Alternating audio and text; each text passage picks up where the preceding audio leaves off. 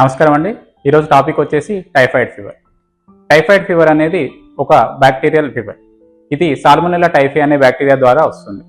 ఈ బ్యాక్టీరియా అనేది మన శరీరంలోకి కలుషితమైన నీరు, లేదు అంటే కలుషితమైన ఆహార పదార్థాల ద్వారా, లేదు అంటే మనం చేతులు కడుక్కోకుండా తినడం ద్వారా, లేదు అంటే మోషన్కి వెళ్ళినప్పుడు హ్యాండ్ వాష్ చేసుకోకుండా ఫుడ్ ఇంటేక్ చేసుకోవడం వల్ల మనకు సాల్మొనెల్లా బ్యాక్టీరియా అనేది శరీరంలోకి ప్రవేశించే అవకాశం ఉంటుంది. ఈ శరీరంలోకి ప్రవేశించిన తర్వాత మనలో కనిపించే వ్యాధి లక్షణాలు ఏంటంటే తీవ్రమైన జ్వరం ఉంటుందండి. ఈ జ్వరానికి వచ్చేసి ఒక ప్యాటర్న్ ఉంటుందండి. ఒక్కొక్క రోజుకి జ్వరం తీవ్రత అనేది పెరుగుతూ ఉంటుంది. ఈరోజు 99 ఉంటే రేపు 100, ఎల్లుండి 101 ఇట్లా టెంపరేచర్ పెరుగుతూ ఉంటుంది. అంతేకాకుండా దీంతో పాటు శరీరం మీద రోజ్ స్పాట్స్ అంటే పింక్ కలర్లో మనకు ర్యాష్ లాగా వచ్చే అవకాశం ఉంటుందండి.